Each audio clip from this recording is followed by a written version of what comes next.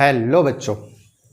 तो बच्चों हमने लास्ट क्लास में चैप्टर नंबर 3 स्टार्ट कर चुके थे quadratic equation in one variable का। हमने और भी डिस्कस कर चुके थे कि क्वाड्रेटिक इक्वेशन क्या होता है, क्वाड्रेटिक क्या होता है, कैसे हमने पॉलिनोमियल को क्वाड्रेटिक इक्वेशन से हमने क्या किया, कनेक्ट किया था। चैप्टर नंबर 1 को 3 से कनेक्ट किया है। ठीक है, जो बच्चों ने देखा है पहले इंट्रोडक्शन पार्ट देखेंगे, कहाँ मिलेगा आपको, प्लेलिस्ट में मिल जाएगा। ठीक है, चलो आज हम स्टार्ट करते हैं एक्सरसाइज नंबर 1। ठीक है, तो लास्ट क्लास में हमने थोड़ा सा डिस्कस, थोड़ा सा 1 मिनट का रिवीजन करवा दे रहा हूँ। हमने क्या देखा था, क्वाड्रेटिक मतलब क्या होता है, जिसका हाईएस्ट पावर क्या हो बच्चों, 2 हो। मैंने लिखा है हाईएस्ट पावर क्या हो, 2, ये टी है यहाँ पे।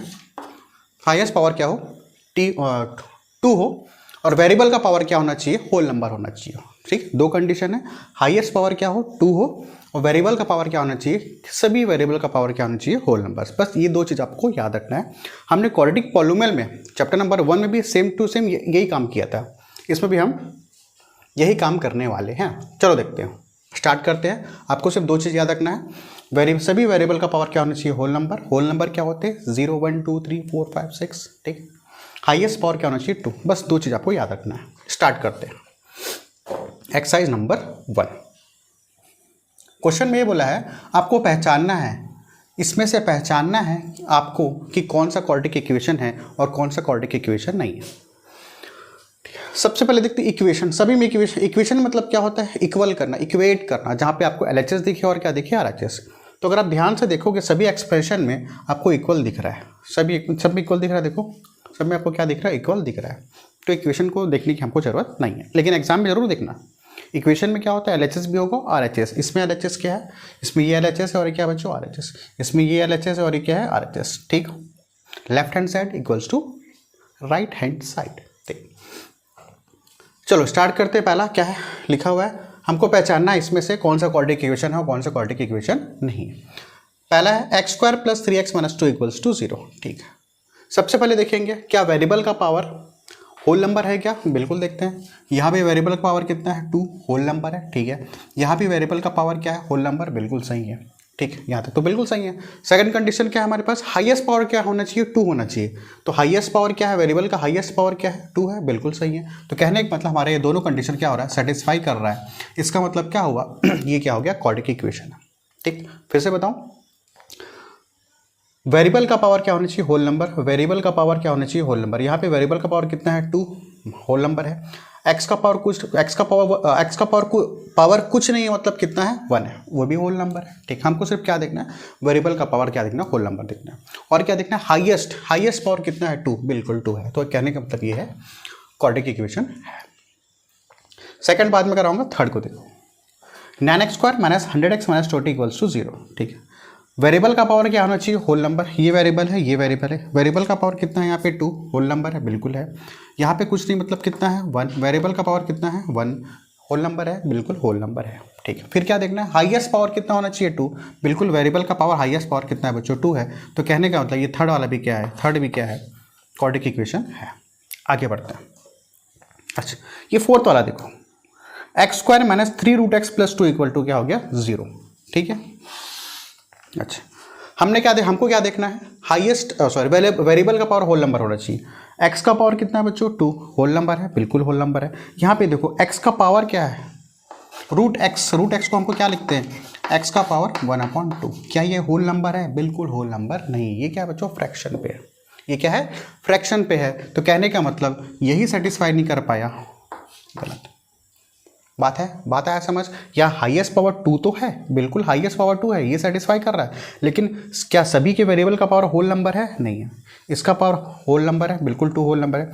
x को हम क्या लिखते हैं, √2 क्या लिखते हैं, x का पावर 1/2। ये आपका होल नंबर नहीं है। तो कहने का मतलब ये पूरा का पूरा इक्वेशन आपका क्वाड्रेटिक इक्वेशन नहीं है। क्लियर हो रहा है, आगे आते हैं। फिफ्थ वाला बाद में करेंगे, सेकेंड और फिफ्थ वाला बाद में करवाऊंगा। इसको देखो, सिक्स वाला देखो, √5x² - 3x + 1/2 = 0। ठीक, आपको सिर्फ क्या देखना है, वेरिएबल का पावर होल नंबर होना चाहिए। इसमें डाउट मत होना बच्चों, ये √5 है, ये क्या है, √5। x का पावर 2 है, होल नंबर है, बिल्कुल है।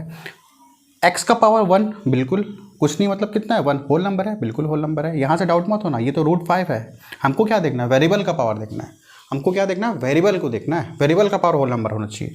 वेरिएबल का पावर होल नंबर है, बिल्कुल है। एक्स का पावर 2 होल नंबर है।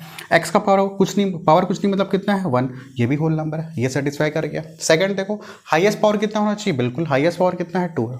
इस पूरे एक्सप्रेशन में हाईएस्ट पावर कितना है 2 है, तो कहने का मतलब बच्चों ये क्या है क्वाड्रेटिक इक्वेशन है। 7th में आते हैं, क्या लिखा हुआ है, x² minus 10x plus equals to 0। बताइए है कि नहीं।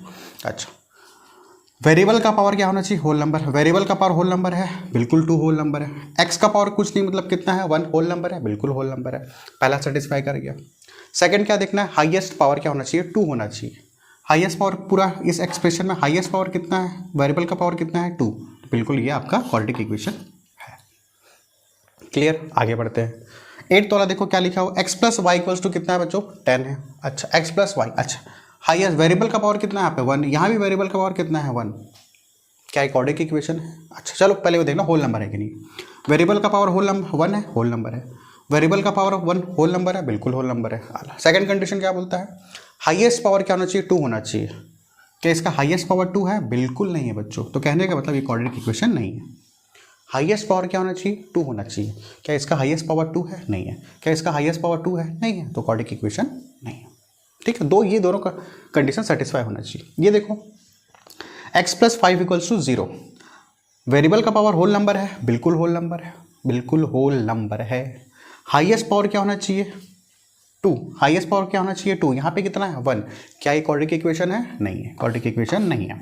x का पावर 1 ये तो सेटिस्फाई कर रहा है, लेकिन ये सेटिस्फाई नहीं कर रहा है, क्योंकि हमको हाईएस्ट पावर क्या चाहिए 2 चाहिए। इसका हाईएस्ट पावर कितना है 1 है, तो ये आपका क्वाड्रेटिक इक्वेशन नहीं। ये देखो, अच्छा इसको देखो थोड़ा सा, ये है आपका ऐसा x माइनस 8 इक्वल टू कितना है बच्चों 0 है। ये इसके बारे में बात कर रहे हैं। अच्छा, अब थोड़ा सा चीज़ मैं बताने जा रहा हूँ।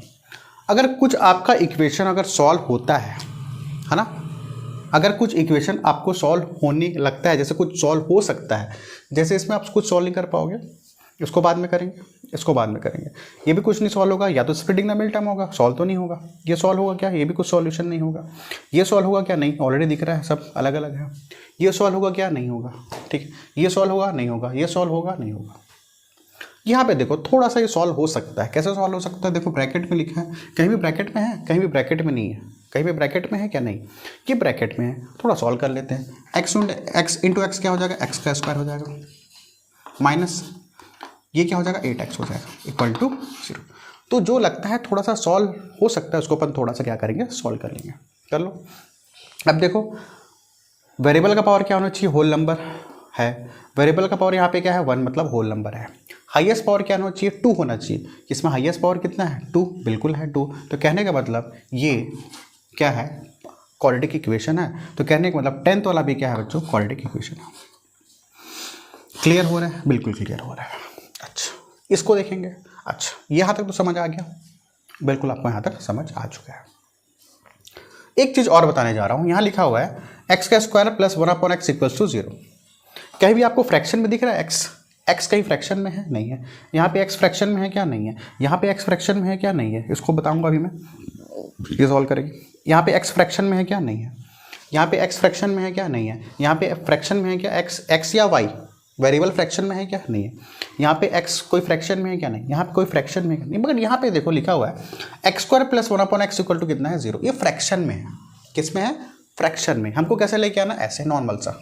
हमको कैसे लेके आना है, नॉर्मल सा लेके आना है। x किस में नहीं होना चाहिए, फ्रैक्शन में होना चाहिए।